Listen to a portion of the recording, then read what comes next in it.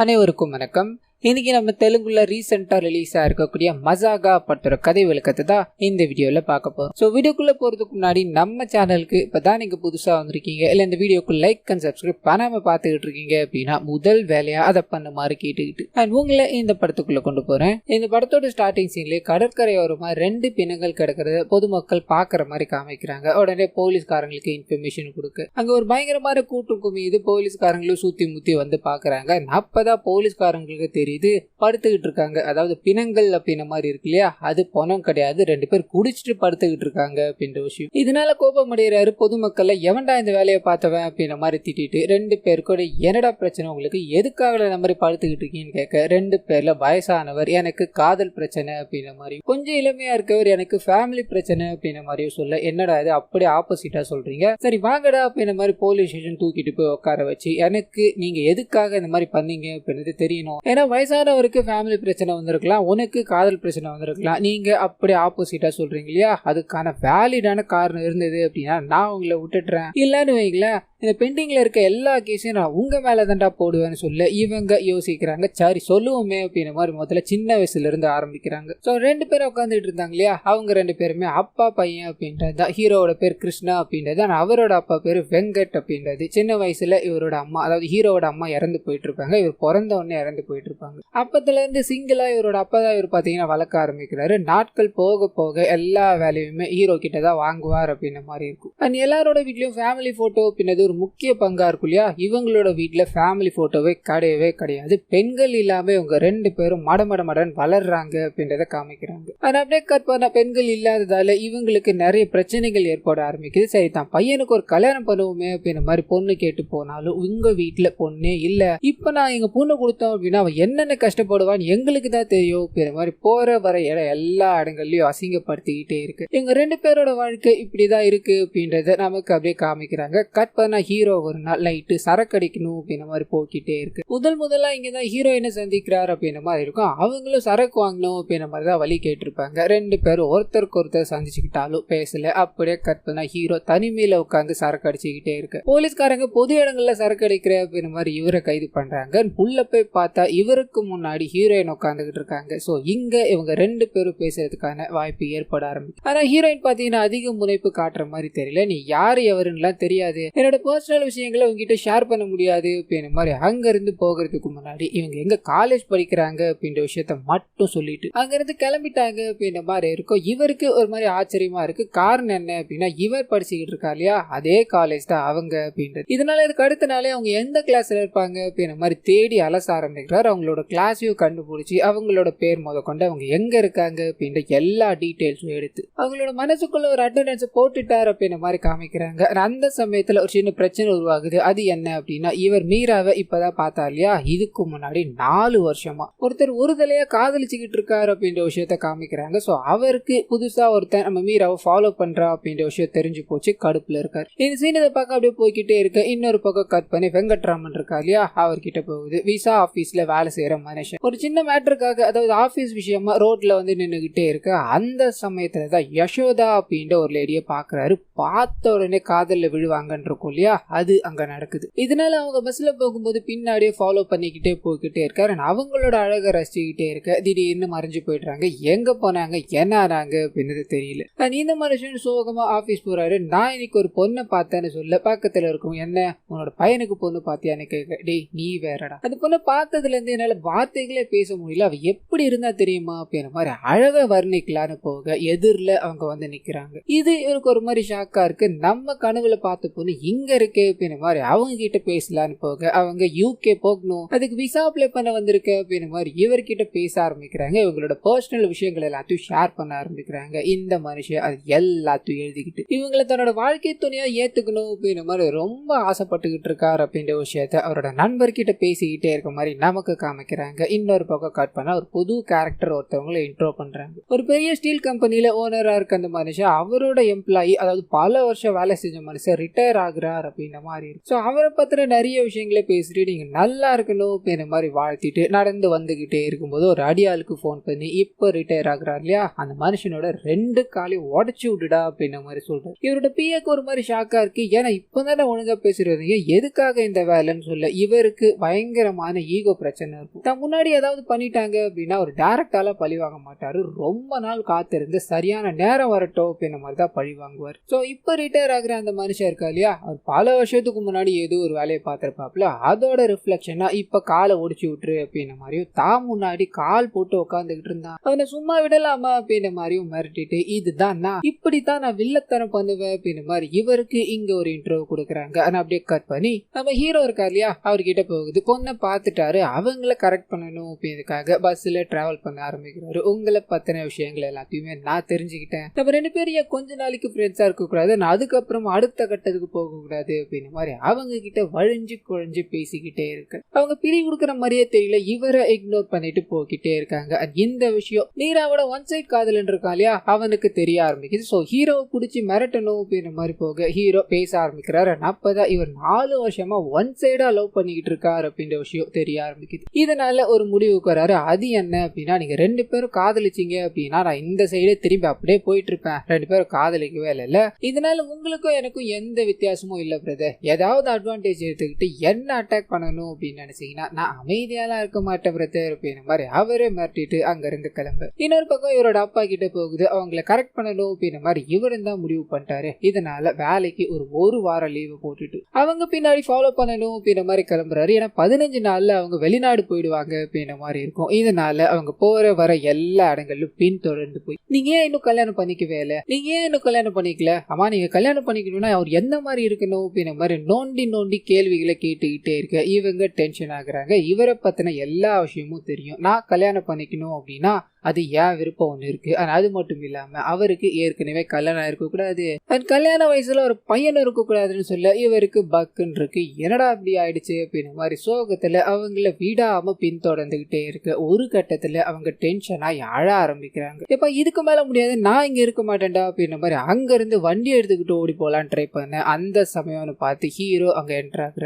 யசோதா அழுதுகிட்டு இருக்கிறத பாக்குறாரு. என்னங்க ஆச்சுன்னு வாயை திறக்க இவங்க நடந்த விஷயங்கள் எல்லாத்தையும் சொல்றாங்க. பயங்கரமா டென்ஷன் ஆயிடுறாரு, ஏத்துக்கவே முடியல. யோ தகப்பா என்னையா பண்ணி வச்சிருக்க, என்னையா ஒரு பொண்ணு பின்னாடி சுத்திட்டு இருக்க அப்படின்ற மாதிரி வீட்டுக்கு போய் சத்தம் போட்டுக்கிட்டே இருக்க. யசோதா வீட்டுக்கு வராங்க அப்படின்ற தகவல் கிடைக்குது. இதனால ஹீரோ வேகமா போறாரு. என்னங்க நீங்க இங்க என்னங்க பண்ணிக்கிட்டு இருக்கீங்கன்னு கேட்க அப்பதான் ஹீரோட அப்பா தான் இவங்க பின்னாடி சுத்திக்கிட்டு இருக்காரு அப்படின்ற விஷயம் தெரிய ஆரம்பிக்குது. சோ இவங்க வந்ததுக்கான காரணமா அவரை வான் பண்ணிட்டு போகணும் அப்படின்றதுக்காக தான் இந்த விஷயங்களை சொல்லிட்டு அவங்க கிளம்ப இவர் வேகமா அப்பனை திட்டலான்னு போக இவரும் ஒரு லவ் ட்ராக்ல தான் போய்கிட்டு இருக்கா இல்லையா, அது அப்பாவுக்கு தெரிஞ்சிருக்கும். நீ ஒரு பக்கம் போற, நான் ஒரு பக்கம் போறேன், நீ பண்ண கரெக்டா நான் பண்ண தப்பாடா, உனக்கு வந்தா ரத்தம் எங்களுக்கு வந்து தக்காளி சட்னியாடா அப்படின்ற மாதிரி மாத்தி பேசி 2 பேரும் 2 ட்ராக்ல போகணும் அப்படின்ற மாதிரி முடிவு பண்றாங்க. கட் பண்ணா அன்னைக்கு நைட்டு 2 பேரும் 2 நோட் புக்ல தங்களோட காதல லெட்டர் மூலமா எழுதணும் அப்படின்ற மாதிரி முடிவு பண்றாங்க. ஒரு பேஜ் 2 பேஜ்ல 20-30 பேஜ் எழுதி தூக்கி அடிச்சு கடைசியா ஆளுக்கு ஒரு ஃபைனல் அவுட்புட்டை வைக்கிறாங்க. இதுக்கு அடுத்த நாள் காலையில சாமி முன்னாடி வச்சுட்டு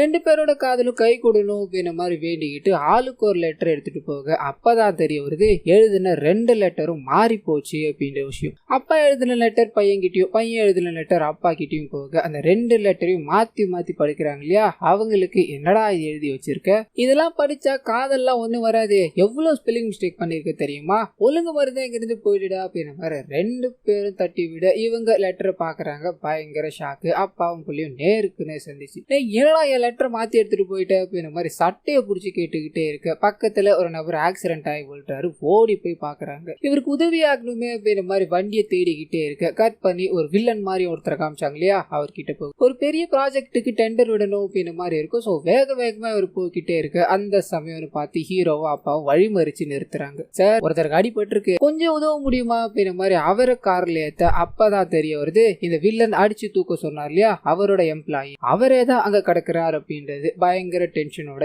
என்னடா இது நீ என்ன விடுங்கடா அப்படின்ற மாதிரி எவ்வளவோ பேசி பார்க்க இவங்க விடுறதா தெரியல. ஹாஸ்பிட்டல் கொண்டு போறாங்க. அங்க அந்த வயசான நபருக்கு எந்த பிரச்சனையும் இல்லைன்னு சொன்னது நம்ம ஹீரோவா அவரோட அப்பாவும் பயங்கர சந்தோஷத்தோட உதவி பண்ணதுக்கு நன்றி சார் அப்படின்ற மாதிரி சொல்லிட்டு போக வில்லன் கரை வச்சு அடிக்கிற பாட்டி தான் இல்லையா உங்களை அழிக்காம விட மாட்டான்டா அப்படின்ற மாதிரி ஒரு ஆளை செட் பண்றாரு. அவனுங்களை போட்டு தள்ளிடுடா அப்படின்ற மாதிரி முடிவு பண்றாரு. அட அப்படியே கட் பண்ணி சைடு ஹீரோயின் கிட்ட போகுது. தனிமையில அவங்களோட லேப்ல வேலைகள் எல்லாத்தையும் பார்த்துக்கிட்டே இருக்கும்போது ஒரு தலை காதலன் இருக்கான் இல்லையா வந்து எல்லாத்தையும் லாக் பண்ணிட்டான். நான் 4 வருஷமா சுத்திக்கிட்டே இருக்கேன் நீ ஒன்னும் சொல்றதா தெரியல. நம்ம பிசிக்கல் ரிலேஷன்ஷிப்ல இருந்துட்டோம் அப்படின்னா எல்லாமே கரெக்டா நடக்கும்ல அப்படின்ற மாதிரி அவங்கள நெருங்கலான்னு போக இந்த விஷயம் ஹீரோக்கு தெரிய ஆரம்பிக்குது. டைரக்டா போய் அட்டாக் பண்ணாம அந்த காலேஜ்ல இருக்க ஸ்டூடெண்ட்ஸ் எல்லாத்தையுமே மைக் மூலமா அனௌன்ஸ் பண்ணி அந்த ரூமுக்கு முன்னாடி கொண்டு வந்துடுறாரு. நீங்க இப்ப தப்பு பண்ணீங்க அப்படின்னா எல்லாரும் வெளியே தான் இருக்காங்க.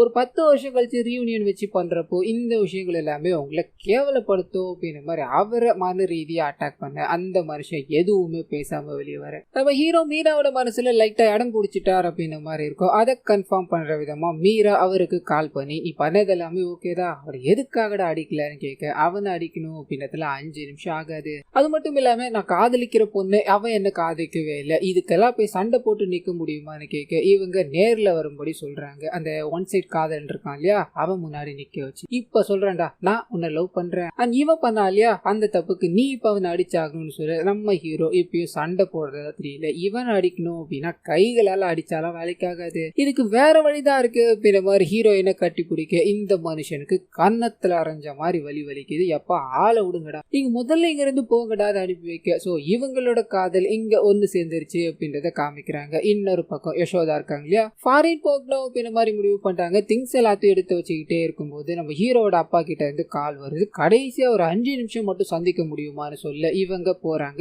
என்ன ஆச்சுன்னு கேட்க அந்த மனுஷன் ஒரே ஒரு கேள்வி நீங்க இவ்வளவு நாள் கல்யாணம் பண்ணிக்காத காரணம் என்ன அதுக்கு சரியான பதில மட்டும் சொல்லுங்க நான் உங்களை டிஸ்டர்ப் பண்ண மாட்டேன்னு சொல்ல இவங்க யோசிச்சுக்கிட்டே சொல்ல ஆரம்பிக்கிறாங்க. அது என்ன அப்படின்னா சின்ன வயசுல இவங்களோட சீனியர் ஒருத்தரை இவங்களுக்கு ரொம்ப பிடிச்சிருந்திருக்கும். அந்த சீனியர் ஊரை விட்டு போறதுக்கு முன்னாடி நீ எனக்காக இங்கேயே காத்துக்கிட்டு இரு எத்தனை வருடங்கள் ஆனாலும் சரி உன்னை கல்யாணம் பண்ணிக்க நான் இங்க வருவேன் அப்படின்ற மாதிரி சொல்லிட்டு போயிருப்பாரு. ஸோ அவருக்காக காத்துக்கிட்டு இருந்தவங்க ஒரு கட்டத்துக்கு மேல வயசாயிட்டு இருக்கும் இதுக்கு மேல யாருமே வேணாம் அப்படின்ற மாதிரி முடிவு பண்ணிட்டு இருப்பாங்க. ஸோ இதுதான் இவங்க கல்யாணம் பண்ணாம இருக்கிறதுக்கான காரணம் அப்படின்ற மாதிரி சொல்ல இதை கேட்டதும் ஹீரோட அப்பா லிட்ரலி உடஞ்சு போயிட்டார். என்ன மன்னிச்சிரு அப்படின்ற மாதிரி அவங்களோட காலில் விழுந்து இவங்களோட பிளாஷ்பேக்ல கல்யாணம் பண்ணிக்க நான் வரேன் அப்படின்ற மாதிரி சொல்லிட்டு போனா இல்லையா அந்த நபரு இவர் தான் அப்படின்ற மாதிரி சொல்ல ஷாக்கிங்கா இருக்கு. அவங்க விசா அப்ளை பண்ண வரும்போது டீடைல்ஸ் எல்லாத்தையும் வாங்கியிருப்பார் இல்லையா அப்பவே இந்த விஷயத்த கண்டுபிடிச்சிட்டு இருப்பாரு. ஆனா எதுக்காக கல்யாணம் பண்ணாம இருக்காங்க அப்படின்ற விஷயம் தெரிஞ்சிருக்காரு. ஸோ அதனாலதான் இங்க கேட்டிருப்பாரு. இந்த விஷயங்கள் எல்லாத்தையும் சொல்லிட்டு நான் என் படிப்பு எல்லாத்தையும் முடிச்சதும் உன்னை கல்யாணம் பண்ணிக்கணும் அப்படின்ற மாதிரி வந்த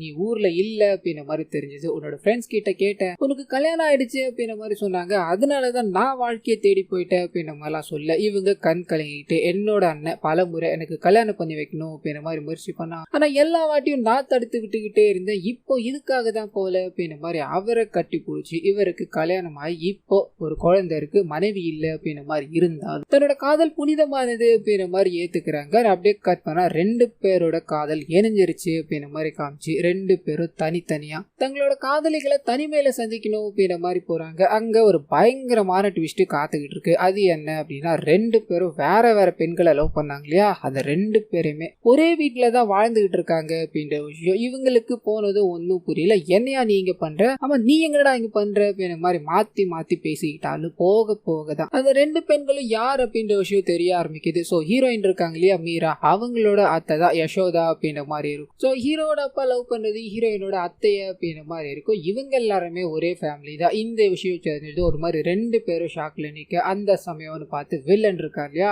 அவர் என்ட்ரி கொடுக்குறாரு. சோ வில்லனோட பொண்ணு தான் மீரா அப்படின்றதும் வில்லனோட தங்கச்சி தான் அந்த யசோதா அப்படின்றதும் தெரிய ஆரம்பிக்குது. 2 பேரை பார்த்ததும் ஸ்டன் ஆகி நிக்க 2 பேரும் 2 காதல் ஜோடிகளோட நின்னுகிட்டு இருக்காங்க. அதை அப்படியே கட் பண்ணி பிரசன்ட்ல ஸ்டேஷன்ல காமிக்கிறாங்க. டே உங்க 2 பேரோட வாழ்க்கையும் நல்லா தானடா போயிட்டு இருக்கு ஒரே ஃபேமிலியில பொண்ணு எடுக்க போறீங்க இதுல எங்கடா வந்தது சோகன்னு கேட்க இவங்க கண்டினியூ பண்ண ஆரம்பிக்கிறாங்க. சோ 2 பேரோட காதல் விஷயமும் தெரிஞ்சு போயிடுச்சு. இதனால முறையா பொண்ணு கேட்கலாம் அப்படின்ற மாதிரி பட்டு வேட்டி எல்லாத்தையும் அடைஞ்சுக்கிட்டு மாசா ஒரு இன்ட்ரோ கொடுத்துக்கிட்டு அந்த வில்லன் முன்னாடி போய் உட்கார அந்த மனுஷனும் நீங்க 2 பேரை கஷ்டப்பட்டு காதலிச்சு இவ்வளவு தூரம் வரைக்கும் கொண்டு வந்திருக்கீங்க அப்படின்ற மாதிரி தெரியுது. நான் உங்களை எதிர்க்க மாட்டேன்பா கல்யாணத்துக்குலாம் எந்த தடையும் சொல்ல மாட்டேன். ஆனா உங்களுக்கு ஒரு பிரச்சனை இருக்கு, அது என்ன தெரியுமா? மீராவும் யசோதாவும் ஒன்னா இருக்க மாட்டாங்க, ஒன்னா இருக்க வாய்ப்பே கிடையாது அப்படின்ற மாதிரி சொல்ல இவங்களுக்கு புரியல. சார் என்ன சார் சொல்றீங்கன்னு கேட்க, இன்னும் புரியறபடி சொல்லணும் அப்படின்னா 2 பேரும் எதிரெதிர் துருவங்களா வாழ்ந்துகிட்டு இருக்காங்க. 2 பேரும் ஒன்னா வாழ்றதுக்கு வாய்ப்பே கிடையாதுன்னு சொல்ல பக்குன்னு இருக்கு. இவங்க 2 பேருக்கும் அப்படி என்ன மோதல் இருக்கும் அப்படின்ற மாதிரி கேட்க, சின்ன வயசுல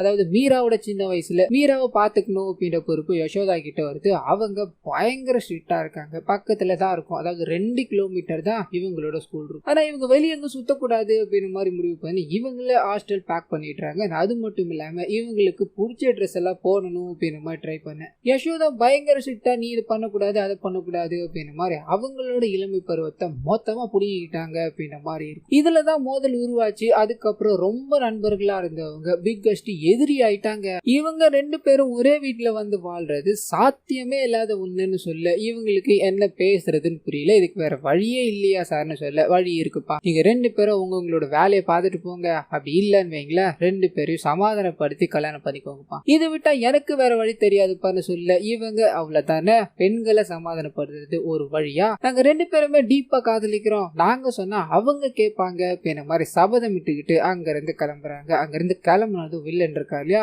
அவரோட அசிஸ்டன்ட் கிட்ட, என்ன அன்னைக்கு டெண்டரை வாங்க விடாம பண்ணவனுக்கு தானே இவனுங்க, நான் டைரக்டாலாம் இன்வால்வ் பண்ணி அட்டாக் ஆக மாட்டேன்ப்பா, இந்த சம்பவத்திலே அவனுக்கு அடிபட்டு வர போறானுங்க பாரு, பொண்ணுங்களோட சைக்காலஜி தெரியாம பேசிட்டு இருக்கானுங்க அவனு சொல்ல அப்படியே கட் பண்ணி அப்பா பையன் 2 பேரையும் காமிக்கிறாங்க. சரி 2 பேருமே முதல் ஸ்டெப் எடுத்து வைக்கலாம் அப்படின்ற மாதிரி போன் பண்ணி, உன்னோட அத்தை கிட்ட உனக்கு என்னமா பிரச்சனை அப்படின்ற மாதிரி மீரா கிட்டயும் யசோதா கிட்ட மீராவோட உனக்கு என்னமா பிரச்சனைன்னு கேட்க 2 பேரும் ஒரே பதில் தான். இதுக்கப்புறம் அந்த டாபிக்கை பத்தி பேசினேன் அப்படின்னா நம்ம 2 பேரோட காதலை பத்தி நான் ரீதிங்க் பண்ண வேண்டி இருக்கும், உங்களை பிளாக் பண்ணிடுவேன் அப்படின்ற மாதிரி சேமா போனை கட் பண்றாங்க. ஒன்னும் புரியல. சரி போன்ல தான் இந்த மாதிரி இருக்கு, நம்ம நேர்ல போய் ட்ரை பண்ணலாம் அப்படின்ற மாதிரி முதல்ல ஹீரோ போக அவங்க அதாவது மீரா இருக்காங்க இல்லையா, ஹாட்டா ஒரு சாரியை கட்டிட்டு வராங்க. இவரை பேச விடக்கூடாது அப்படின்ற மாதிரி ஹிப் எல்லாத்தையும் காட்டி இவரை ஸ்பீச்லெஸ் ஆக்கி விட்டுட்டுறாங்க. எதுவுமே பேச முடியாம வீட்டுக்கு போக அப்பா கிட்ட இந்த விஷயங்கள் எல்லாத்தையும் சொல்றாரு. நிலா ஒரு ஆளாடா, இப்ப பாரு நான் போனா அது கரெக்டா தான் இருக்கும் அப்படின்ற மாதிரி இவரும் போக அதே தான் நடக்குது. இப்ப பார்த்து இவர் பேச்சே இல்லாம நடைய கட்டிட்டார் அப்படின்ற மாதிரி இருக்கும். சரி இதெல்லாம் சரிப்பட்டு வரல, நம்ம வேற வழி ட்ரை பண்ணலாம் அப்படின்ற மாதிரி மீரா இருக்காங்க இல்லையா, அவங்க ஒரு கல்யாணத்துக்காக போவாங்க. ஹீரோ அவங்க பின்னாடி ஃபாலோ பண்ண ஆரம்பிக்கிறார். உன் அத்தைக்கும் உனக்கு இருக்கிற பிரச்சனையால நம்மளோட வாழ்க்கை பாதிக்க போகுது, எங்களுக்கு ஒரு ஃபேமிலியா வாழணும் அப்படின்றது ஆசை, 2 பேரும் பிரிச்சு போறதுல எங்களுக்கு விருப்பமே இல்ல, உன்னோட முடிவு மாத்திக்க முடியுமா அப்படின்ற மாதிரி கேட்க ஒன்னும் மசிறதா தெரியல. ஆனா அதே சமயத்துல இந்த கல்யாணத்துல பாத்தீங்கன்னா கல்யாண பொண்ணு ஓடி போறா அப்படின்ற மாதிரி பிளான் போட்டிருப்பாங்க. இதனால வீட்டுக்காரங்க எல்லாமே பயங்கர டென்ஷன்ல இருக்கும்போது ஹீரோ போனதால ஹீரோ கூட தான் ஓடி போக போறாங்களோ அப்படின்ற மாதிரி ஹீரோட நண்பரை போட்டு பொழந்து எடுத்துடுறாங்க. இன்னொரு பக்கம் யசோதாவை சமாதானப்படுத்தணும் அப்படின்ற மாதிரி ஹீரோட அப்பா போய் நிறைய விஷயங்களை பேசி பாக்குறாரு. உங்க லைஃப்ல அப்படி என்னதாமா பிரச்சனை, உங்க 2 பேருக்கு நடுவுல எதுக்குமா இவ்வளவு ஈகோ அப்படின்னு நம்ம எல்லாம் கேட்டு பார்க்க இவங்களும் மசீரதா தெரியல. இவர் பயங்கரமா கத்திக்கிட்டே இருந்ததால அந்த சாவு வீட்டுல அடி வாங்கிட்டு வந்துட்டார் அப்படின்ற மாதிரி. சோ போன 2 சைடும் 2 பேர் அடி வாங்கிட்டு இருக்காங்க. இதுக்கு என்னதாயா பண்றது அப்படின்ற மாதிரி தலையை பிச்சுக்கிட்டு நம்ம வில்லன் இருக்கா இல்லையா அவர்கிட்ட போய் புலம்புறாங்க. இதுக்கு வேற ஏதாவது வழி இருந்தா சொல்லுங்க ஐயா, எங்களால ஒண்ணுமே பண்ண முடியலையான்னு சொல்ல அந்த மனுஷனும் எனக்கு தெரிஞ்சு 2 வழி இருக்குப்பா, அதை நீங்க கண்டிப்பா ஃபாலோ பண்ணி தான் ஆகணும்னு நினைக்கிறேன். 2 பேருமே வேணாம் அப்படின்ற மாதிரி விட்டுட்டு போயிடுங்க, அப்படி இல்லன்னு வைங்களா யாராவது ஒருத்தர் சாக்ரிஃபைஸ் பண்ணிக்கோங்கன்னு சொல்ல இவங்க யோசிக்கிறாங்க. யார் அந்த சாக்ரிஃபைஸ் பண்ண போறா அப்படின்ற மாதிரி திங்க் பண்ணிக்கிட்டே அங்க இருந்து கிளம்ப வில்லன் இருக்காரு. 2 பேரை கல்யாணம் பண்ணிக்க மாட்டானுங்க, நம்ம வேலையை ஆரம்பிக்கலாமா அப்படின்ற மாதிரி யசோதா இருக்காங்க இல்லையா அவங்களுக்கு ஒருத்தர் கூட கல்யாணம் பேசி முடிச்சிடுறாங்க. அண்ட் இன்னொரு பக்கம் ஒரு டெண்டர் இவரோட கையை விட்டு போச்சு இல்லையா, அந்த ஆளை சந்திச்சு டெண்டரை நம்ம மர்ஜ் பண்ணிக்கலாமா அப்படின்ற மாதிரி கேட்க அந்த ஆளோட பையனுக்கு பொண்ணு தேடிட்டு இருக்காங்க அப்படின்ற விஷயம் தெரிய ஆரம்பிக்குது. இதனால தன்னோட பொண்ணோட போட்டோவை காமிக்கிறாரு. இந்த பொண்ணை நீங்க 4 நாளுக்குள்ள கல்யாணம் பண்ணிக்கோங்க, எந்த பிரச்சனையும் இல்லை, அந்த டெண்டர் விஷயம் மட்டும் நமக்குள்ள முடியட்டும் அப்படின்ற மாதிரி சொல்லி சம்மதிச்சிட்டாரு. அது இப்ப அப்படியே கட் பண்ணி ஹீரோ கிட்ட போகுது. யாரு சாக்ரிஃபைஸ் பண்ண போறாங்க அப்படின்ற மாதிரி இருக்கு இல்லையா. ஹீரோ ஒரு படி மேல போய் யோசிக்கிறாப்ல, நம்ம முதல்ல போய் கல்யாணம் பண்ணிப்போம், என் அப்ப சாக்ரிஃபைஸ் பண்ணி தான் ஆகணும், இந்த ஐடியா நல்லா இருக்கு அப்படின்ற மாதிரி முடிவு பண்ணி இதுக்கு அடுத்த நாளே போய் கல்யாணம் பண்ணலாம் அப்படின்ற மாதிரி பிளான் எல்லாத்தையும் போட்டு வைக்க இந்த பிளானை ஹீரோட அப்பா கேட்டுட்டாரு. டே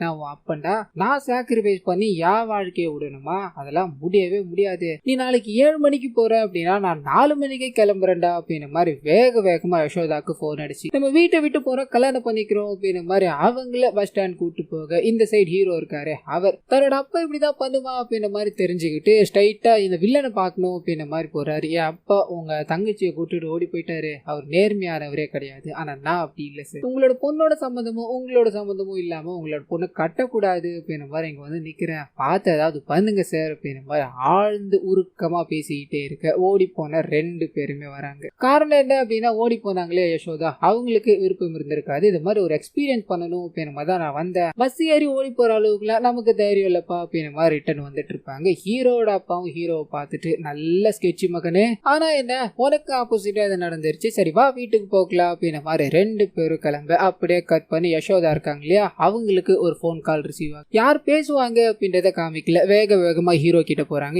எனக்காக ஒரு ஃபேவர் பண்ண முடியுமா அப்படின்ற மாதிரி ஒரு அடியாளுங்களா நிறைய இருப்பாங்க. அந்த இடத்துக்கு போய் ஒரு பர்டிகுலர் நபரை கையை காமிச்சு அவனை நீ அடிக்க முடியுமான்னு கேட்க இவருக்கு ஒன்னும் புரியல. நான் அடிக்கணும் அப்படின்ற மாதிரி சொன்னாங்க இல்லையா, அந்த நபர் ஹேய் யார் இவன், எதுக்கடி என்ன அடிக்க கூட்டு வந்திருக்கான்னு கேட்க, இவங்க வந்திருக்கவ என் பையன்டா, என் பையன் உங்களை அடிக்க தான்டா போறான் அப்படின்ற மாதிரி சொல்லிட்டு திருப்பி ஹீரோ கிட்டே அம்மா சொன்னா கேட்பியா மாட்டியாடா, காரணத்தை கேட்காம அவனை அடிடாது சொல்ல இவர் அம்மா அப்படின்னதும் சென்டிமெண்ட் ஆயிட்டாரு. காரணமே கேட்காம அவரை அடிச்சு போட்டுட்டு அம்மா முன்னாடி போய் நிக்க, நீ காரணத்தை சொல்லாம அடிப்ப அப்படின்ற மாதிரி நினைச்சு அதனாலதான் நான் அவனை கூட்டு வந்தேன், அவன் நடிச்சதுக்கு ரொம்ப நன்றி அப்படின்ற மாதிரி அங்க இருந்து போக இந்த விஷயம் இருக்கு ஒரு மாதிரி அஃபெக்ட் ஆக ஆரம்பிக்குது. நல்ல வாழ்க்கை ஒண்ணு அமைய போகுது தன்னோட அப்பாக்கு, இது நாமே கெடுக்க கூடாது அப்படின்ற மாதிரி ஹீரோயினோட வீட்டுக்கு போய் நான் என்னோட காதலை சாக்ரிஃபைஸ் பண்றேன், என்னோட அப்பாவே கல்யாணத்தை பண்ணிக்கிட்டோம் அப்படின்ற மாதிரி அங்க இருந்து கிளம்ப ஹீரோயின் இருக்காங்க இல்லையா, என்ன யோசிப்பாங்கன்னு தெரியாது, ஸ்ட்ரைட்டா நம்ம ஹீரோட வீட்டுக்கு போறாங்க. அங்க உடம்புக்கு முடியாம இருக்கு ஹீரோட அப்பாக்கு, தேவையான எல்லா வேலைகளையும் செஞ்சுக்கிட்டே இருக்கு அந்த மனுஷன். ஒரு படி மேல போய் இன்னும் நிறைய வேலைகள் எல்லாத்தையும் வாங்கிட்டு இருக்காரு அப்படின்ற மாதிரி இருக்கும். உதவி பண்ண வந்த ஹீரோயினை கழுப்பாக்குறாங்க. இதை தெரிஞ்சுக்கிட்டு அவரை கூப்பிட்டு உட்கார வச்சு, என்னம்மா